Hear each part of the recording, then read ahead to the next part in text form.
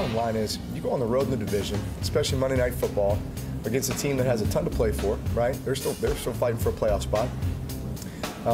And you know it's going to be a battle. And bottom line is, do you make the plays at the end of the game to win the game? Drew Brees, quarterback of the New Orleans Saints, one of the last men standing when it comes to the MVP conversation. His team gets it done on Monday Night Football. They've rebounded well, Peter, from that primetime game that we saw a couple of weeks ago in Dallas. And now the Saints moving in the right direction, winning football games and setting themselves up for the #1 seed. And if the Saints get the #1 seed, that means the Rams are going to have to go back there. The Bears are going to have to go back there. If the Cowboys are to make it to a spot where there'd be a rematch, I'm sure the Saints would welcome them to New Orleans and say, let's play this game again, but in our building instead of yours. You know, the tough thing about New Orleans in January, and, you know, I've seen some games in New Orleans in January, is that it's just absolutely cacophonous. And look that word up, America. It's loud. And the one thing about the Saints right now that is different, Mike, and you mentioned it at the top, is defense. And I think Dennis Allen, the defensive coordinator, realizes right now that he has about 4 or 5 different ways that he can play a game. As you look at what is the incredible number that you're looking at right now, at least in my opinion, is that the Saints have never been one of these teams that can unleash pass rusher after pass rusher at you. Now they can. 28 sacks in the last 6 weeks. This is a premier defensive team, and now they can hold a decent team on the road to 9 points. And I say decent because, Mike, Carolina's just a weird ball club right now. And as long as Cam Newton, he clearly has something wrong with his shoulder. And as long as Cam Newton isn't whole, and you're asking Christian McCaffrey to be everything, I mean, it was like old-time football where he's the quarterback too. That team certainly does not deserve to make the playoffs. No, absolutely not. And just think, not that long ago, they were 6-2, and we were looking forward to these 2 games in 3 weeks and actually 2 games in 13 days between the Saints and the Panthers as something that could determine the NFC South, much in the way that this Chargers-Chiefs rivalry is driving the AFC West and the #1 seed in the AFC to a conclusion. But the Panthers have fallen apart from 6-2 to 6-8, and you're right, Cam Newton's shoulder isn't right. They hung in there as best they could, but they just can't get it done, and I think a lot of that has to do with Cam Newton's inability to get the ball down the field. When you take the deep ball off the table, Peter, it's a lot easier to defend a team. You don't have to worry about getting beaten over the top. You can keep all your 11 players in a fairly tight window, and you can just shut an offense down.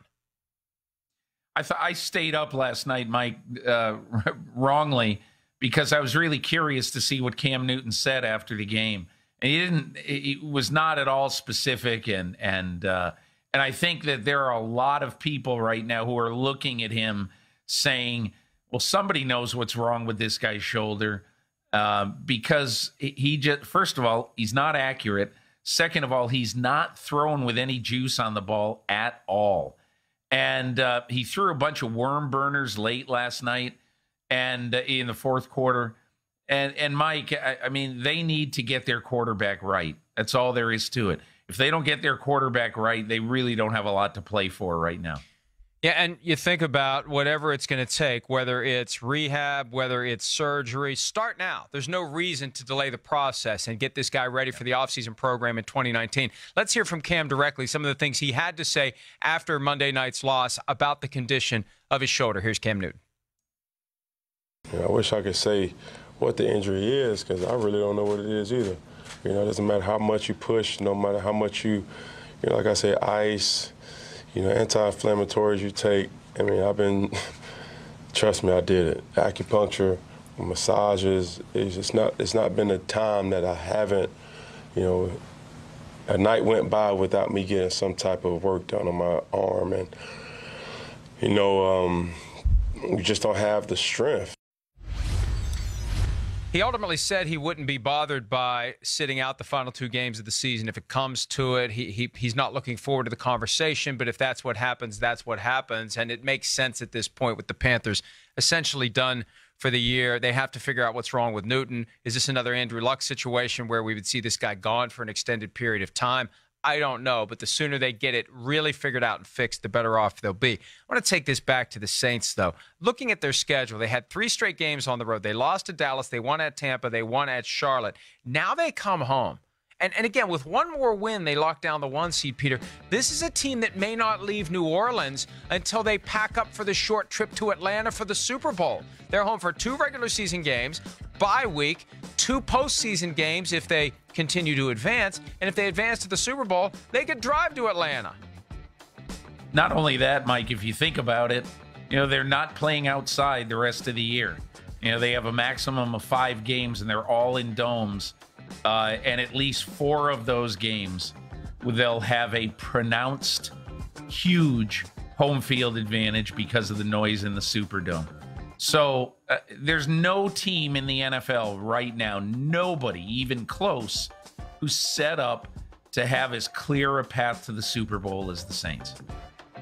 Yes, and, as we are looking at all these other teams and are the Rams really any good? Are the Chiefs flawed? Can the Chargers get it together? What's wrong with the Patriots? The one team that is standing out right now that we had forgotten about, in part because they didn't play this Sunday. We had that lingering image of the Thursday night loss to the Cowboys that kind of popped the balloon. But the bottom line is the Saints, we know they have the capability on offense. They're proving they have the capability on defense. They're balanced, and they're going to have that advantage. Think about it. They can throw the suitcase down in that room in the basement where they keep their suitcases. They don't need them for the next month, more than a month. It's December 18th. They're not going to have to pack up again until, and even if they, well, I guess there's a way they could lose at home and have to go on the road. No, they're going to be home. They're going to be home for the duration. And that's a huge mental advantage going into the last couple of weeks of the season. While all these other teams are still scratching and clawing, yes, they still have to take care of business. Yes, they have to win one of these final 2 games, but they're going to be able to be in the comfort of their own home, the comfort of their practice facility, the comfort of their own bed, and that is an amazing advantage that no other team can say they have at this point, Peter. And Mike, the one thing I would be concerned about, and we've seen this before, we saw it with the Colts, the Dungy, Poley, and Manning Colts. We saw it with the Mike McCarthy, Aaron Rodgers Packers. At this time of year, especially if, let's say, the Saints were to clinch everything, this week. I think it's possible, right, for them to clinch everything this week? Yes, one more win. It is. Yeah, and so if they clinch everything this week, one thing you got to be careful about is taking your foot off the gas so much that you don't play your guys in the last game of the year against Carolina, and then you have a bye week, and then basically guys have been away from football, serious football, for 3 weeks, and here come, pick a team, the Cowboys, the Bears, whoever, into town, and they're primed because they've been playing every week. And so I think Peyton will do the right thing. I think Sean Payton will do the right thing. But that's the one thing I'd be cognizant of watching the Saints and talking about this great path that they have.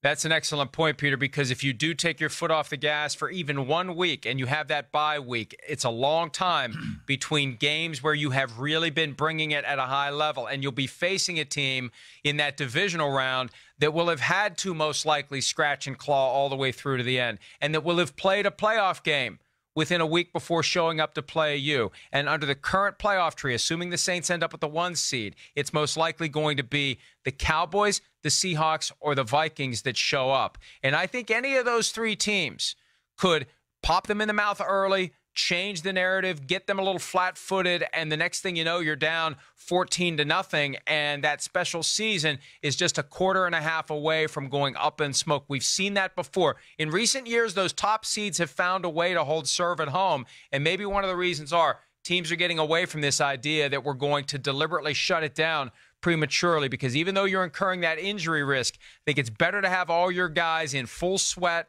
and ready to go and lathered up and not complacent or not just off their game in any way when they're getting ready to face a team that is on their game because they just want a playoff game. You know, it's the one thing over the years, Mike, that, you know, both of us have heard it from Tony Dungy. You know, he's not sorry about doing that. Mike McCarthy has said the same thing.